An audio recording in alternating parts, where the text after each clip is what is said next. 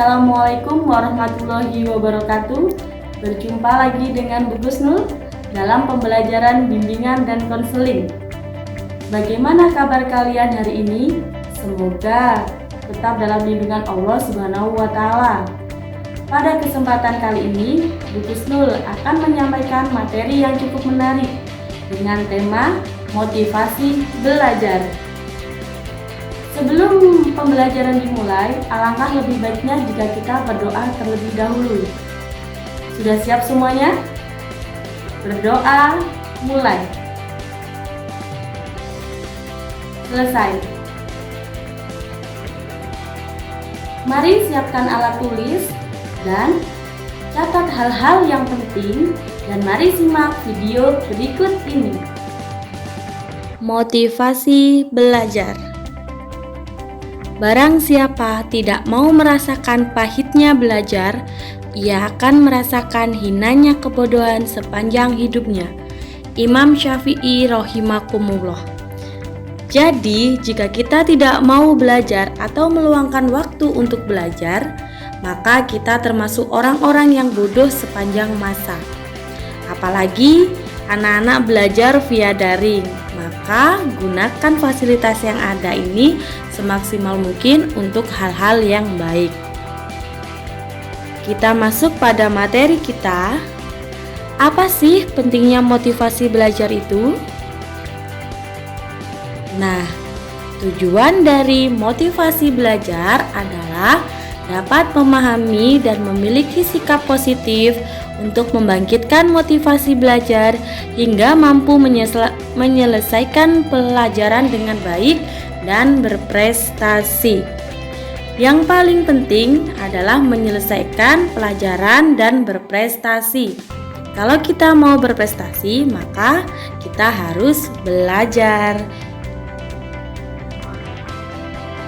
Selanjutnya, apa sih motivasi belajar itu? Sebelum memasuki pengertian dari motivasi belajar, kita bahas terlebih dahulu bahwa motivasi belajar sangat penting dalam pengembangan diri. Sebab pengembangan diri adalah belajar, belajar adalah pengembangan diri. Dua-duanya saling berkaitan. Jadi, jika ingin lebih sukses dibanding pencapaian saat ini, kuncinya ialah jangan pernah berhenti untuk belajar. Hanya dengan belajarlah kita akan berkembang dan menjadi lebih baik. Selanjutnya, pengertian motivasi belajar menurut para ahli.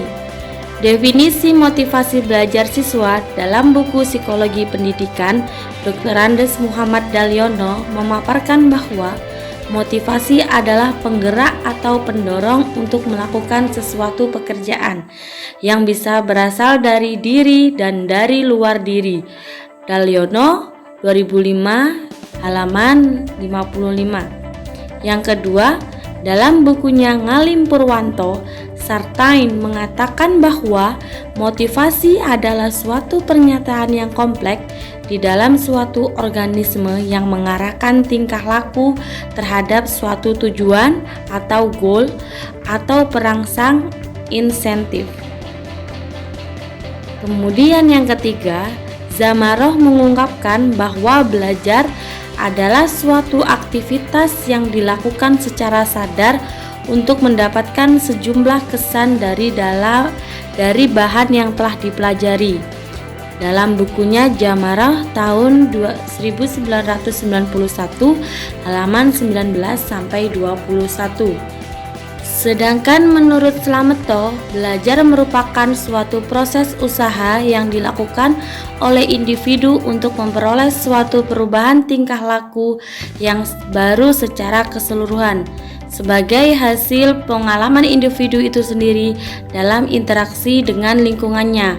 Slameto dalam bukunya tahun 2003 halaman 2. Jadi, motivasi belajar adalah keseluruhan daya penggerak yang hadir baik dari dalam maupun dari luar diri untuk mengadakan perubahan dalam menumbuhkan gairah atau semangat belajar yang lebih baik. sehingga siswa yang bermotivasi kuat memiliki energi yang banyak untuk melakukan kegiatan belajar.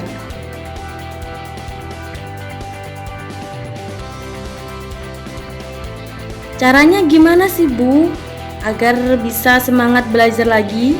Saya itu ingin belajar, tapi kok males karena pembelajarannya tidak di sekolah dan hanya via daring. Jadi males mau belajar pun juga kurang bersemangat. Nah, di sini Bu Gusnul akan menyampaikan kiat sukses meningkatkan motivasi belajar dari dalam diri atau internal. Yang pertama, imbalan tak boleh selalu menjadi patokan. Biasanya orang tua memberi imbalan, tapi imbalan dari orang tua tidak boleh menjadi patokan. Contohnya, ketika ranking 1 akan dibelikan sepatu baru, tas baru, mainan baru, HP baru, dan lain sebagainya. Tapi itu hanya sebagai motivasi saja. Jangan sampai itu sebagai patokan. Tidak boleh ya. Karena ketika kita tidak bisa mendapatkan itu, kita akan merasa kecewa. Dalam banyak kasus, imbalan atau reward sering dijadikan motivasi untuk melakukan berbagai hal. Contohnya saja, seorang anak yang selalu diiming-imingi hadiah jika ia berperilaku baik. Di masa yang akan datang, anak memang akan terus melakukan perilaku baik tersebut. Namun, semua itu didasarkan oleh imbalan. Jadi, hati-hati. Jangan karena patokan imbalannya, nanti kalau ketika orang tua belum bisa ngasih imbalan, kamu akan marah. Seperti itu. Jadi jangan sampai menjadikan imbalan sebagai patokan. Kemudian yang kedua, cobalah untuk menantang diri kita. Tantangan bisa menjadi salah satu hal yang dapat meningkatkan motivasi kita dalam melakukan suatu hal. Cobalah untuk keluar dari zona nyaman dan temukan motivasi baru agar kita bisa mendapatkan pengalaman serta hasil yang baru dan mungkin disukai kita nantinya. Tantangannya gimana sih Bu? Contohnya seperti saya harus bisa. Kalau teman kita bisa, kenapa kita tidak bisa? Ini tantangan dalam diri kita, memberikan tantangan pada diri kita supaya termotivasi untuk senantiasa belajar. Selanjutnya, yang ketiga, fokus pada proses, jangan terpaku dengan hasil yang akan didapatkan. Prosesnya yang harus kita intikan. Jangan kita berpikir nantinya, udahlah hasil yang didapatkan cuma segitu saja. Yang penting itu adalah prosesnya. Untuk hasil itu dapat dilihat belakangnya. Seperti itu. Karena proses tidak akan pernah mengkhianati hasil. Biasanya seseorang yang terfokus hanya pada targetnya tanpa memikirkan bagaimana proses yang baik, justru cenderung memiliki pemikiran yang sempit dan tetap. Mereka tak berkembang untuk menentukan cara-cara baru, cara mencapai tujuan dan target yang ingin mereka capai. Pada akhirnya, hal ini hanya membuat ruang gerak mereka terbatas sehingga kegagalan pun datang di kemudian hari. Maka dari itu, kita harus fokus pada belajarnya. Saya harus belajar dulu, nanti akan mendapatkan nilai yang bagus. Seperti itu. Selanjutnya, melawan rasa takut dan ragu. Halangan terbesar seseorang ketika memotivasi diri adalah ragu dan takut. Misalnya, aku bisa, namun beberapa saat kemudian ragu tidak bisa melakukannya. Keraguan tersebutlah yang membuat siswa tidak dapat maju. Karena hal itu, agar siswa semakin semangat, kita harus menghilangkan rasa takut dan ragu terlebih dahulu. Sedikit demi sedikit, siswa bisa lebih maju dari sebelumnya.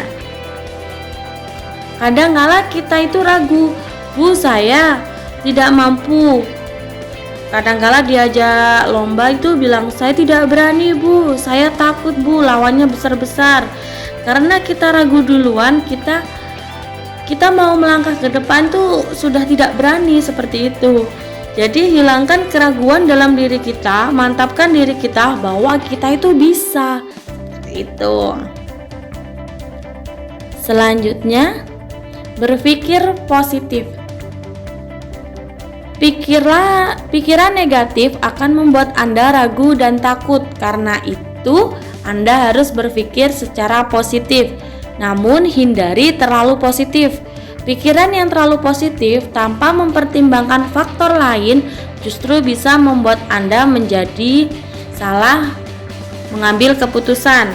Nah, jika Anda terlalu positif, maka Anda biasanya terlalu menyepelekan. Selanjutnya, memberikan punishment atau reward untuk diri sendiri. Agar memacu Anda bekerja dengan baik, Anda bisa memberikan hukuman dan hadiah untuk diri sendiri.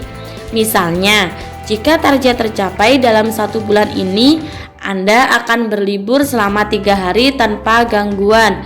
Sedangkan untuk hukuman, pilih saja apa yang Anda tidak sukai agar Anda tidak mendapatkan hukuman tersebut kembali. Seperti itu. Kemudian, kiat sukses meningkatkan motivasi diri dari luar. Kalau yang pertama tadi itu dari dalam diri kita, kalau yang ini dari luar atau eksternal. Jenis motivasi ini timbul akibat pengaruh dari luar individu. Apakah karena ajakan, suruhan, atau paksaan dari orang lain, sehingga dengan kondisi demikian ia mau belajar. Nah, ini motivasi belajar eksternal dapat digolongkan antara lain belajar demi memenuhi kewajiban. Biasanya kita mau belajar karena itu sudah kewajiban. Contohnya seperti kita sekolah, itu kan sudah kewajiban kita sebagai seorang pelajar. Jadi kita harus wajib belajar di sekolah, seperti itu. Kemudian belajar demi menghindari hukuman. Nah, ini kalau tidak belajar nanti akan dihukum sama orang tuanya atau sama gurunya. Makanya kalian semangat untuk belajar. Selanjutnya, belajar demi memperoleh hadiah materi yang dijanjikan.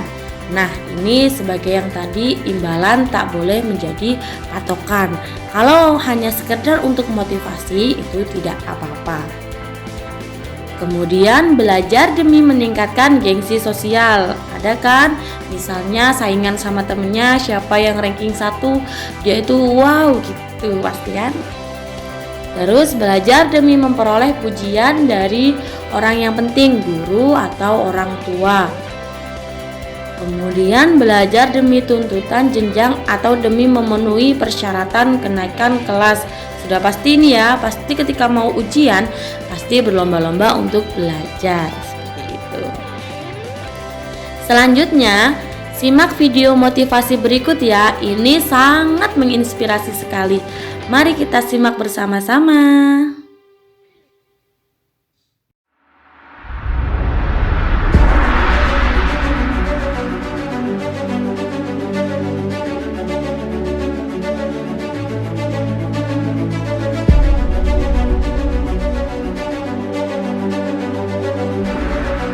Paling males tuh di saat-saat seperti ini. Harus belajar untuk ujian. Ujian lagi. Emangnya penting ya? Belajar juga gak ada gunanya kok. Matematika, fisika, sejarah, udah susah-susah belajar, toh nantinya gak kepake juga. Untuk apa capek-capek ngafalin? Sekarang semua sudah digantikan mesin. Dulu saya juga pernah loh berpikir seperti itu. Tapi itu adalah pemikiran yang salah. Belajar bukan untuk ujian, tapi ujian untuk belajar. Hidup sedang menguji kamu. Niat nggak? Serius nggak? Apakah kamu anak yang patuh? Apakah kamu anak yang tangguh? Apakah kamu anak yang mudah menyerah, yang dengan gampangnya selalu bilang, gak bisa? Kalau kamu saja susah menyelesaikan tanggung jawab sebagai pelajar, bagaimana kamu bisa sukses dengan tanggung jawab yang lebih besar? Coba deh ingat-ingat lagi. Dulu, kamu pernah janji untuk membuat orang tua bangga, janji untuk jadi anak yang berbakti.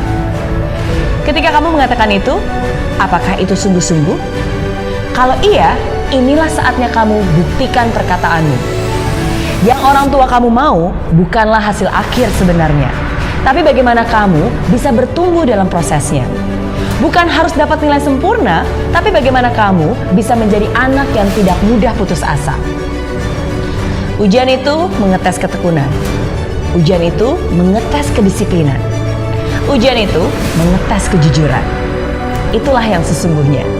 Bukan hanya nilainya, tapi proses kamu menuju ke sana. Selesaikan apa yang menjadi tanggung jawabmu. Selama ini, kamu sudah susah payah belajar. Jangan sampai di saat akhir semua jadi terlantar.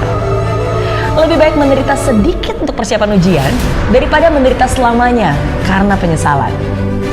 Belum bisa, cari caranya. Nggak ngerti, belajar dengan yang ahli. Lupa lagi, berarti kamu harus terus revisi sampai hafal mati. Saya yakin kamu bisa. Saya yakin kamu mampu. Karena semuanya itu tergantung dari kemauanmu. Jadi, yuk kurangi mainnya dan ambil buku pelajarannya. Kurangi dulu update status dan bulatkan tekad untuk terus fokus. Kurangi dulu keluyuran dan pacaran dan selesaikan dengan ketekunan. Yang keren itu bukan anak muda yang banyak gaya, tapi anak muda yang punya karya. Yang keren itu bukan anak muda yang buat sensasi, tapi anak muda yang berprestasi. Siapkan hati, jiwa, dan raga. Dan jangan lupa juga untuk berdoa. Berikan yang terbaik dan buat orang tuamu tersenyum bahagia. Mereka pasti bangga karena anaknya akhirnya bisa menjadi sarjana. Demikian pembelajaran bimbingan dan konseling dengan tema motivasi belajar. Semoga dapat bermanfaat, dapat diterapkan dalam kehidupan sehari-hari, dan tambah semangat belajarnya. Sampai bertemu di pertemuan selanjutnya dengan tema yang lebih menarik. Tetap patuhi protokol kesehatan, jangan lupa pakai masker, cuci tangan dengan teratur, dan tetap jaga jarak. Wabillahi taufiq wal hidayah. Wassalamualaikum warahmatullahi wabarakatuh. Sampai bertemu lagi. See you.